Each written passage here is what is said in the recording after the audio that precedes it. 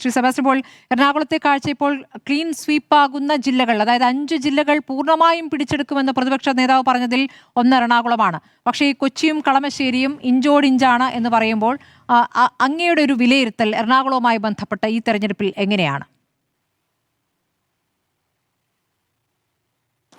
തിരഞ്ഞെടുപ്പിൻ്റെ ആദ്യഘട്ടങ്ങളിലൊക്കെ എറണാകുളത്ത് LDFന് ഉണ്ടായിരുന്ന 5 സീറ്റ്, ആ 5ഉം നഷ്ടപ്പെട്ടേക്കാം എന്നൊരു പൊതുധാരണ ഉണ്ടായിരുന്നു. പക്ഷെ അവിടെ നിന്ന് വളരെ വേഗത്തിൽ, വളരെ ആയാസപ്പെട്ട് തന്നെ ഒരു സ്ഥിതി മെച്ചപ്പെടുത്താൻ LDFന് കഴിഞ്ഞിട്ടുണ്ട്. ഇപ്പോൾ 6 സീറ്റ് എന്നാണ് ഇപ്പോൾ പാർട്ടിയുടെ ഒരു പ്രതീക്ഷ.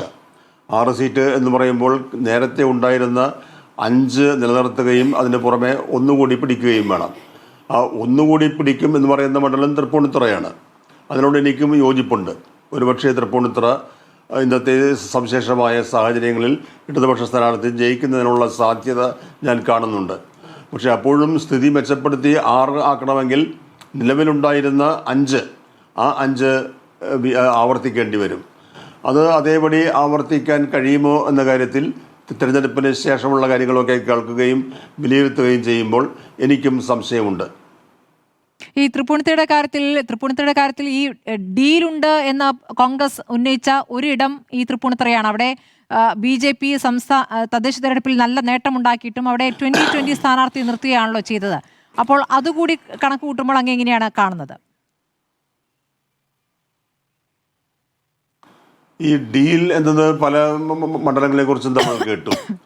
പക്ഷേ വോട്ട് ചെയ്യാൻ പോളിംഗ് ബൂത്തിലേക്ക് പോകുന്ന വോട്ടർമാർ, പ്രത്യേകിച്ച് സാധാരണക്കാർ, അതിനും പ്രത്യേകിച്ച് സ്ത്രീകൾ, അവർ ഇതൊക്കെ കേട്ട് ഡീൽ ഉണ്ടോ ഇല്ലയോ എന്നൊക്കെ പരിശോധിച്ചാണ് വോട്ട് ചെയ്യുന്നത് എന്ന കാര്യത്തിൽ എനിക്ക് സംശയമുണ്ട്. തൃപ്പൂണിത്തുറയിൽ പല ഘടകങ്ങളും ഒത്തുവന്നു. വൈപ്പിനിൽ നിന്ന് ജയിച്ചു വന്ന KN ഉണ്ണികൃഷ്ണൻ നേരത്തെയും പാർട്ടി ഭാരവാഹിയായിരുന്നു. പല തലങ്ങളിൽ അദ്ദേഹത്തിന് പരിചയമുള്ള മണ്ഡലമാണ് തൃപ്പൂണിത്തുറ. അവിടെ നന്നായി പെർഫോം ചെയ്യുന്നതിനും പ്രചാരണം നടത്തുന്നതിനും ഒടുവിൽ ജയസാധ്യത ഉറപ്പായി പറയിപ്പിക്കുന്നതിനുമുള്ള സാഹചര്യം ഉണ്ടായിട്ടുണ്ട്. അപ്പുറത്ത് പലതും സംശയാസ്പദമായ പലതും സംഭവിച്ചിട്ടുണ്ട്. തൃപ്പൂണിത്തുറ എന്ന മണ്ഡലത്തെ NDA കാണേണ്ടത് ഇങ്ങനെയായിരുന്നില്ല.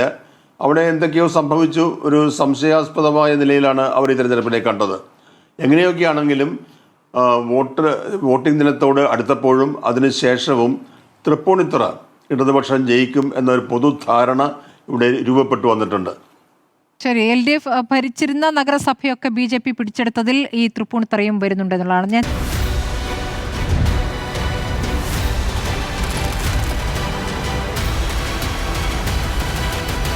ഡിബേറ്റ് വിത്ത് സ്മൃതി പരുത്തിക്കാട്.